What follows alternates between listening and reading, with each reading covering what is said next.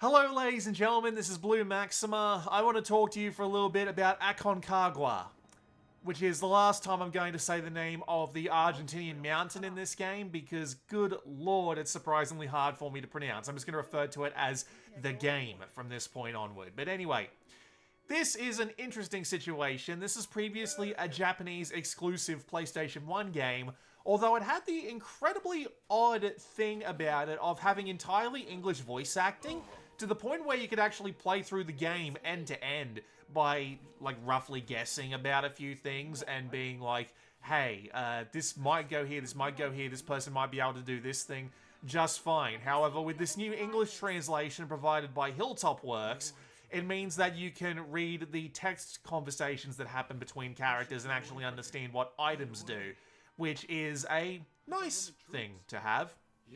And so I decided, because I like playing around with fan translations, to give this one a go. I'm playing this on DuckStation with some enhancements turned on, but it is still pretty accurate about the experience that you will get. So the basic idea and story of this game is that there is a plane flying over the titular mountain, and this plane has an important political figure on it that can possibly cause a revolution in a fictional South American country in order to improve the lifestyles of the people there. However, the plane is sabotaged. There is a very clear bomb. You get to see it in the intro cutscene. This is not a spoiler. And so a few survivors manage to get together, and over the course of the game they need to work their way down the mountain and try to get to safety. And the game sort of promises this idea of this political intrigue. Like, you know, there's this big political figure, there must be some secrets or something going on in the background, right? Well, I only played this up to the end of the first disc, because if I'm being perfectly honest with you, I kind of got sick of the gameplay. And there is very little revealed in the story over the course of the first disc, which is about 2 to 3 hours long, depending on how you do. And it's genuinely nothing. Like, you might get an idea that maybe one of these 5 people you end up controlling is a traitor. You might get the idea that something else is going on. But this is literally something I've implied out of literally nothing, because the game gives you absolutely no extra story to go on. The entirety of the first disc is just trying to get down the mountain. There's no intrigue being planted, because you know that the plane was sabotaged because of the intro cutscene. It's only the characters that don't know that, but they find out like a quarter of the way through the first disc anyway, and so it doesn't end up mattering. So, as a result, it just means that you've got absolutely nothing to really keep you hooked. You've got this lady who shows up who's really good with a knife, but I mean, anyone can be realistically good with a knife. It's not like being good with a knife is exclusive to the CIA. And other than that, the game's basically got nothing else to it. And they've got opportunities to put a lot of, like, conversations and stuff going on as well that would give you some more details about the characters and their backstories, and, you know, make them potentially interesting or add more intrigue. Because at any time, you have the ability to put 2 characters together and have them talk to each other, but it's usually in, like, let's say 80 to 85% of the conversations, nothing more than, we should keep going down the mountain. Right, let's keep going down the mountain. And that's the entirety of the conversations that they have, and it's actually depressing, because you've got tons of opportunities to not so much go full Metal Gear on the major side of things, but you could at least have some more conversations, thread in some more plot points. Even do something like, you don't know why the plane crashed. You can start with everybody just like on the mountain, and over the course of the game, unveil things like there was a bomb on the plane, who this woman is, what's going on there. But when they front load this much information, it means that you've got basically nothing to keep you going outside of the gameplay. There is, of course, also the cutscenes and the voice acting, which is uneven, to say the least. There are some characters that actually give decent performances, and then some that feel like they haven't stepped in front of a microphone in their life, and it makes it all just a little bit iffy. I gotta say that. It definitely comes off as Japanese people directing English people how to speak English syndrome sometimes, which is what makes it weird. And the cutscenes themselves aren't massively entertaining. I mean, there are a couple of neat little action scenes going on, but outside of that, it's just a little dull. it's not as wacky and over-the-top ridiculous as something like Racing Lagoon, so that's not great. And it's not, like, entirely dull. There are things that happen in these cutscenes, although it is kind of funny to watch how they portray, like, ragdolling soldiers going down the side of a hill. But I'd be lying if I said I found them entertaining enough to keep me going through the game itself. So, when you don't have the story going for you, and you don't have, like, the interpersonal relationships going for you, you have to rely on the gameplay. The gameplay is a point-and-click adventure. You move the cursor using your analog stick or your D-pad, you press X on stuff to interact with it, and you press, I believe it's select, to bring up an item menu in order to use items on characters. There are also 5 different characters you end up with over the course of the game, and you swap between them. And there are dangerous situations they can potentially end up in, and if they do, they'll take some damage, and if they die, well, you have to reload from the last save point. Thankfully, saves are very frequent. You won't go more than 10 minutes without running into a potential save area, so it means that the game is at least forgiving on that part.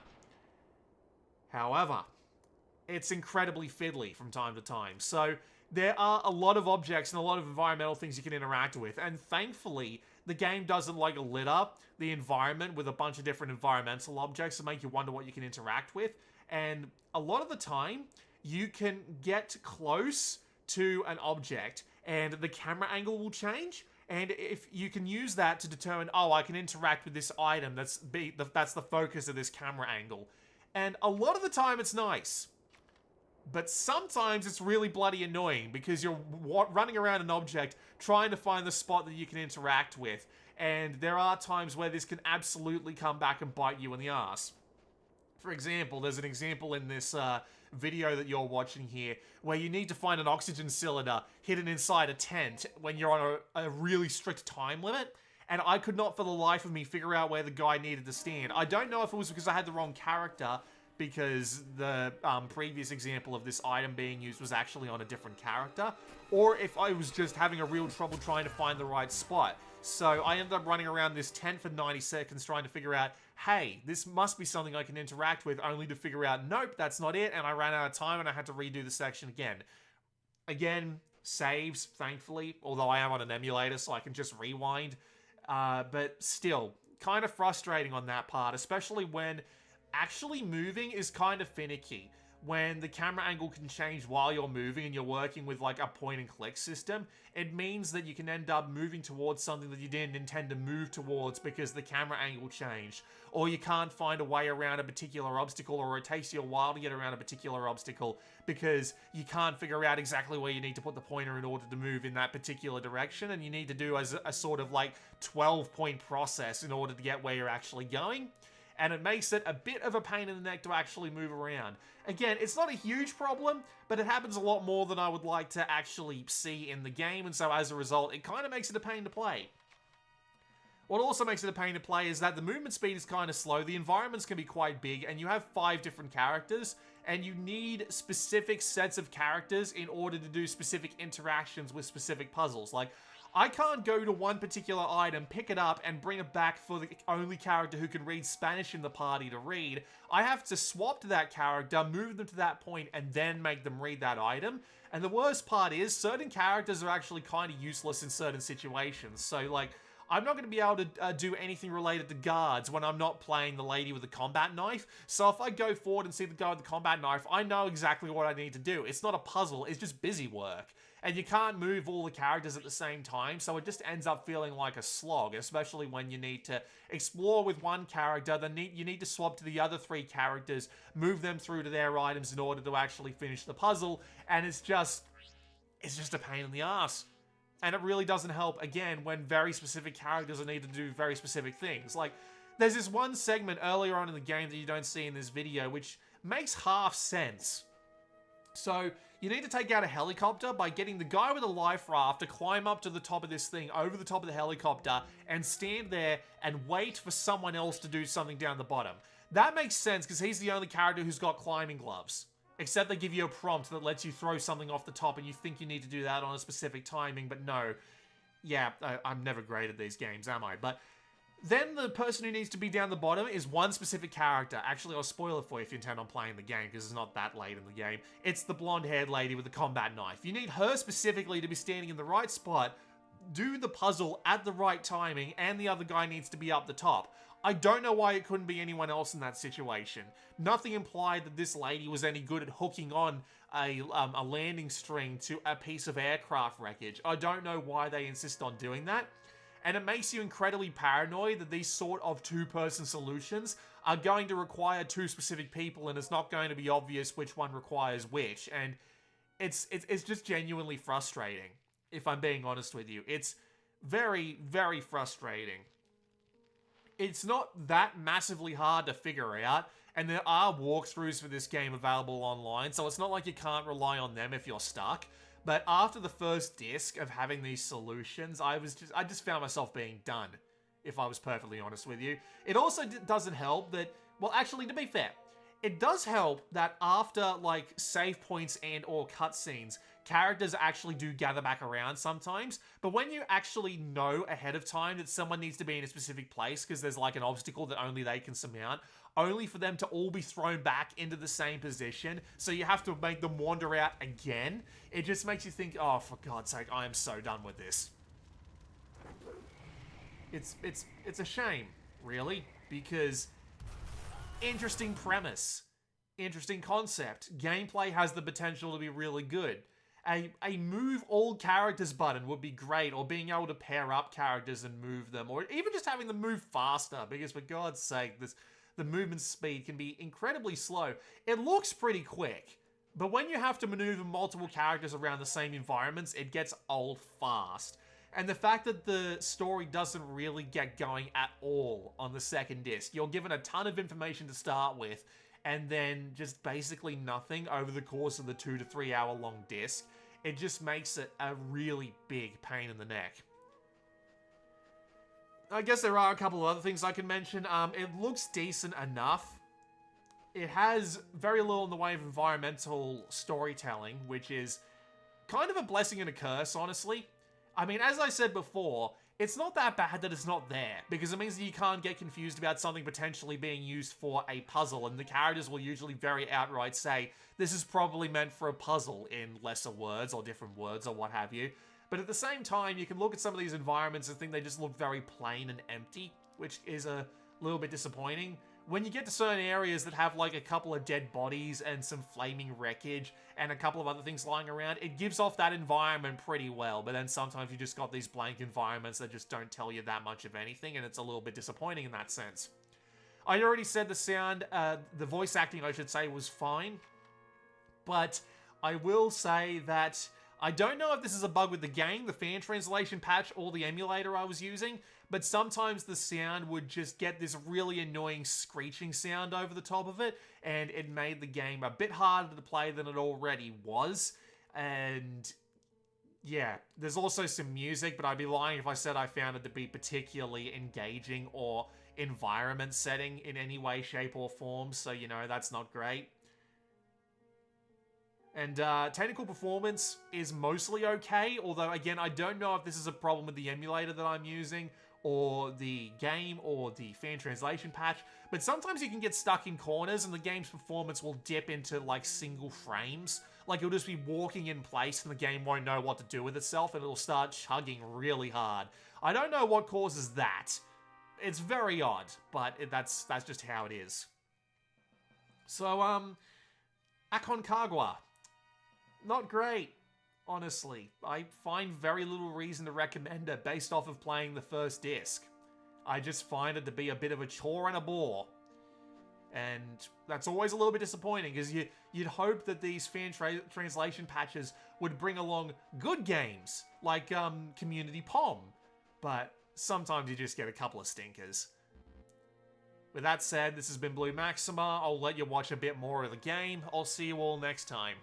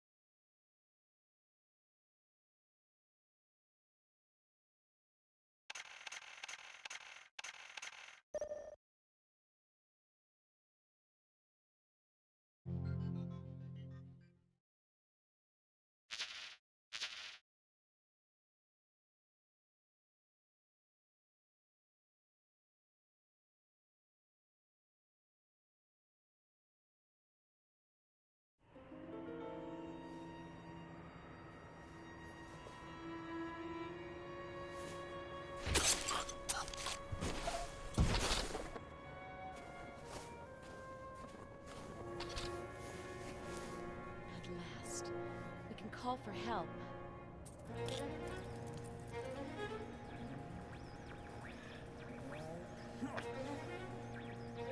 Talk to me, Steve. The output is too weak. We can't use this in the mountains. Useless in the mountains. Wait a sec, Steve. I hear something. Let me hear it, please. Scouting party, scouting party. It's their military transmission. We have reached the point about 100 meters below you and are standing by for instructions. What? Just 100 meters? They are just around the corner! We have to take another mountain trail to move down before they spot us. Let's hurry.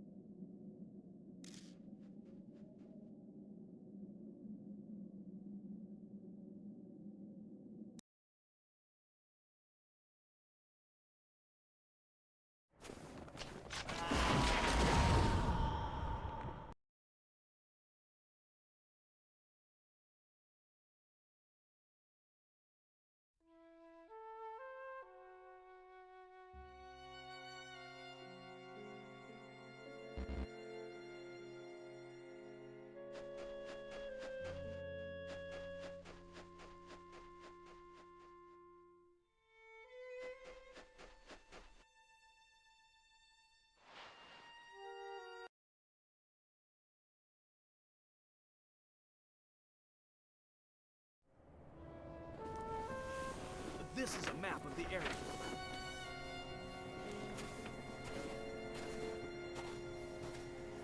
What's this mark?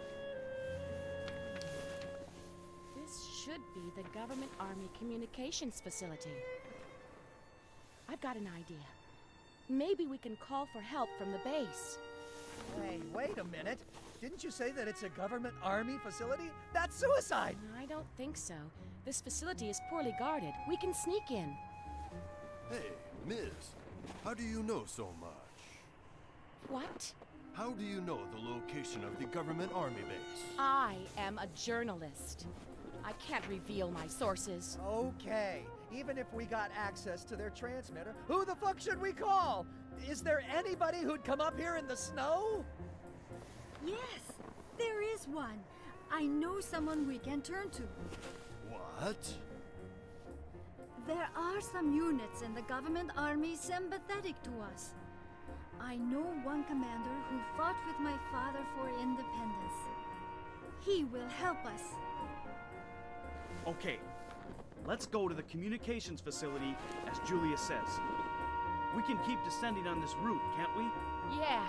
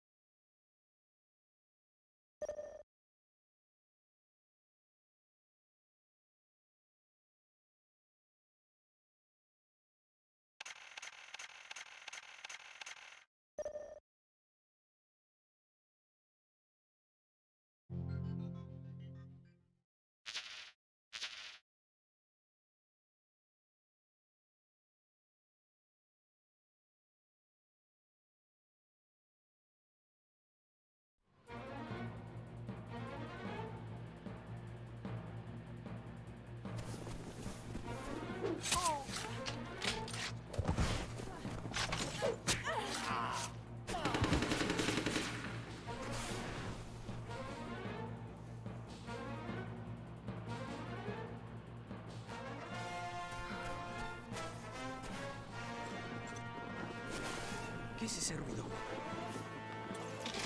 Es de armas de fuego, ¿no? Posiblemente es el grupo de exploración que está cortando las comunicaciones. ¡Vamos! Shit.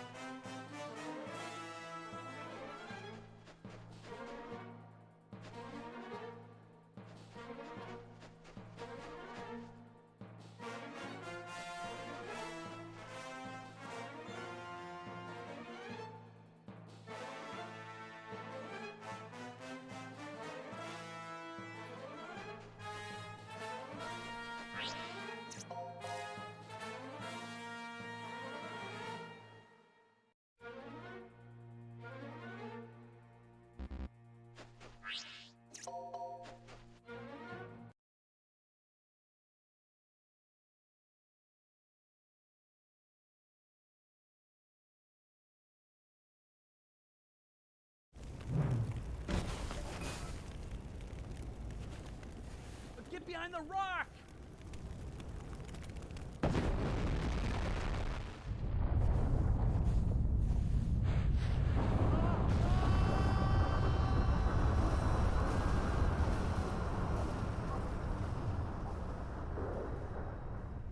Now we can see if our plan worked. Were they killed? We've got no time to lose. Let's move to the communications facility. Okay.